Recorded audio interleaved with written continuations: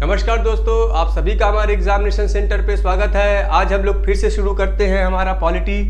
निम्नलिखित में से कौन एक राज्य के नीति निर्देशक सिद्धांतों का उद्देश्य नहीं है? एक कल्याणकारी राज्य की स्थापना करना, सामाजिक आर्थिक न्याय को सुनिश्चित करना, एक धार्मिक राज्य की स्थापना करना या एक धर्मनिरपेक्ष राज्य की स्थापना करना। तो देखिए इसका आंसर हमारा क्या हो जाएगा? सी इसका आंसर हमारा आंसर होगा एक धार्मिक राज्य की स्थापना करना जो है ये राज्य के नीति निर्देशक सिद्धांतों के उद्देश्य नहीं है। C answer. संविधान का कौन सा भाग कल्याणकारी राज्य का आदर्श घोषित करता है? कौन सा भाग कल्याणकारी राज्य का आदर्श घोषित करता है? मौलिक अधिकार, मौलिक कर्तव्य प्रस्तावना या राज्य के नीति निर्देशक तत्व। तो इसका आंसर हमारा क्या हो जाएगा? राज्य के नीति निर्देशक तत्व। ठीक। अच्छा, कल्याणकारी राज्य की बात जो है प्रस्तावना में भी की गई है, ध्यान रखिएगा। तो इसमें क्या हो जाएगा? D answer. चलिए, भारतीय संविधान में सम्मिलित नीति निर्देशक तत्वों की प्रेरणा हमें किस संविधान से प्राप्त हुई है? ऑस्ट्रेलिया के, अमेरिका के, फ्रांस के या आयरलैंड के? तो इसका आंसर हमारा क्या हो जाएगा? आयरलैंड। ध्यान रखिएगा, अमेरिका से मौलिक अधिकार और जुडिशियल रिव्यू, जुडिशियल मीन्स न्यायिक पुनर्विलोकन,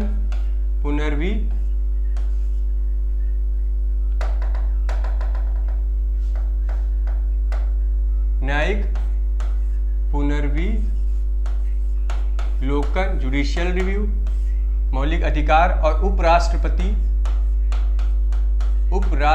का चयन जो है, पद जो है कहाँ से लिया गया है? इसको भी अमेरिका से लिया गया है। मैंने बताया था समवर्ती सूची जो हमारे संविधान के भाग 7 में है, इसको ऑस्ट्रेलिया से लिया गया है। ठीक।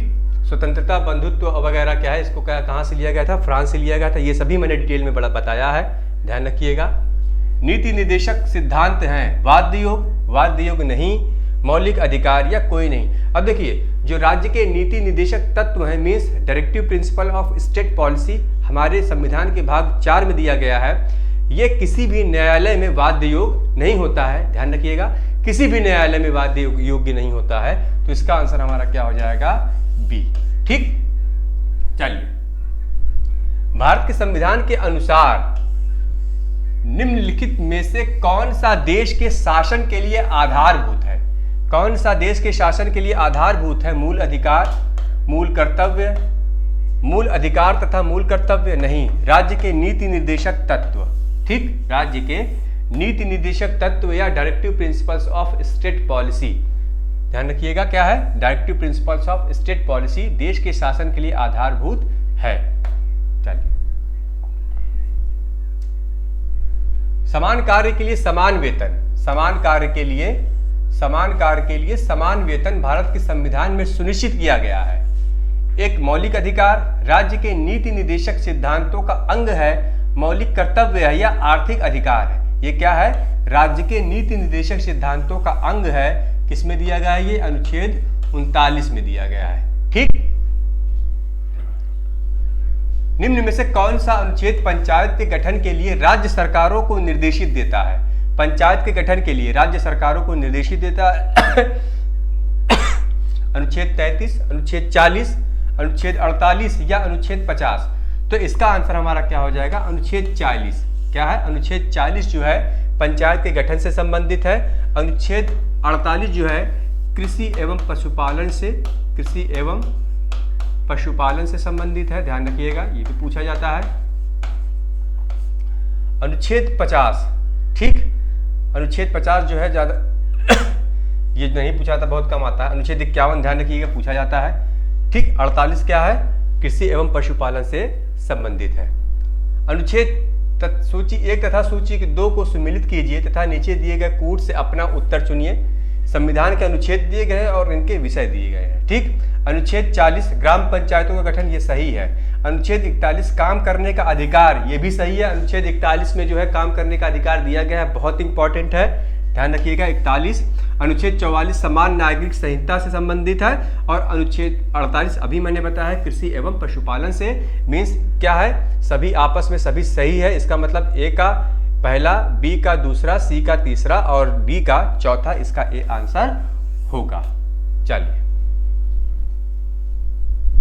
राज्य के नीति निर्देशक सिद्धांतों के निम्नलिखित अनुच्छेदों में से कौन सा अंतरराष्ट्रीय शांति और सुरक्षा से संबंधित है? अंतरराष्ट्रीय शांति और सुरक्षा से संबंधित है अनुच्छेद 41, अनुच्छेद 48 क, अनुच्छेद 43 क या अनुच्छेद 41। तो इसका आंसर हमारा क्या हो जाएगा? अनुच्छेद 41 अंतरराष्ट्रीय शांति और सुरक्षा के संवर्धन से संबंधित है।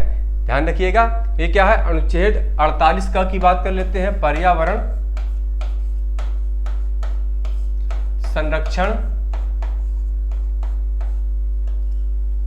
संरक्षण एवं संवर्धन से संबंधित है। अनुच्छेद 48 को, अनुच्छेद 43 का भी पूछा जाता है, ध्यान रखिएगा। अनुच्छेद 41 के बारे में अभी मैंने जो है बात किया है। 42वें संविधान संशोधन द्वारा किस अनुच्छेद के माध्यम से श्रमिकों की प्रबंधन में भागीदारी सुनिश्चित की गई है? श्रमिकों की प्रबंधन में भागीदारी सुनिश्चित की गई है किस अनुच्छेद के तहत? अनुच्छेद 38, अनुच्छेद 39A, अनुच्छेद 45 या अनुच्छेद 43A। ठीक, तो इसका आंसर हमारा क्या हो जाएगा? अनुच्छेद 43A के तहत। क्या है? अनुच्छेद 43A को जो है 42वां संविधान संशोधन करके 1976 में जोड़ा गया था और अनुच्छेद 43A के तहत श्रमिकों की प्रबंधन में भागीदारी जो है सुनिश्चित की गई है। ध्यान रखिएगा। हाँ, अनुच्छेद 45 6 वर्ष से कम आयु के बच्चों के लिए, कम आयु के बच्चों के शिक्षा एवं पोषण से संबंधित है। किससे? शिक्षा एवं पोषण से संबंधित है। अनुच्छेद 45 इंपॉर्टेंट है, बहुत बहुत इंपॉर्टेंट है, मिलान करने के लिए आएगा। निम्नलिखित में से कौन सा राज्य का नीति निर्देशक तत्व नहीं है? कौन सा राज्य का नीति निर्देशक तत्व नहीं है? मादक पेयों के उपभोग का निषेध करना, ये है। गायों और बछड़ों के वध का निषेध करना, ये भी है। पर्यावरण का संरक्षण तथा संवर्धन करना, ये भी है। 16 वर्ष की आयु तक के बच्चों को निःशुल्क शिक्षा, ये जो है नहीं है। ठीक है, 16 वर्ष के आयु की तक के बच्चों के निःशुल्क शिक्षा जो है, ये नीति निर्देशक सिद्धांत के जो है तत्व नहीं है। संविधान निम्न में से किसके शोषण के विरुद्ध अधिकार स्वीकृत करता है? बच्चों के शोषण के विरुद्ध, स्त्रियों के शोषण के विरुद्ध या जनजातियों के या दलितों के? अब देखिए, हमारे संविधान में जो है, संविधान की बात करते हैं तो हमारे संविधान में जो है दलित शब्द का प्रयोग नहीं किया गया है। किसके? दलित शब्द का प्रयोग नहीं किया गया है, ध्यान रखिएगा। इस कारण जो है केवल किसके शोषण के विरुद्ध जो है बात की गई? एक तो बच्चों के, दूसरा स्त्रियों के और तीसरा जनजातियों के। मीन्स 1, 2 और 3। इसका आंसर हमारा क्या हो जाएगा? सी, बच्चों, स्त्रियों और जनजातियों के लिए। भारतीय संविधान के भाग 4 में दिए गए निर्देशित सिद्धांतों में निम्न में से कौन सा या से सूचीबद्ध है? समान कार्य के लिए समान वेतन, ये सूचीबद्ध है। समान नागरिक संहिता, ये भी क्या है? दिया गया है। ठीक, राज्य के नीति निर्देशक सिद्धांतों में ये दिया गया है। समान कार्य के लिए समान वेतन 39 में इसकी बात की गई है। समान नागरिक संहिता इसकी अनुच्छेद 44 में। छोटे परिवार का मानदंड ये नहीं दिया गया है। प्राथमिक स्तर पर मातृभाषा में शिक्षण, ये भी क्या है? नहीं दिया गया है। इसका आंसर हमारा क्या हो जाएगा? पहला और दूसरा। ध्यान रखिएगा।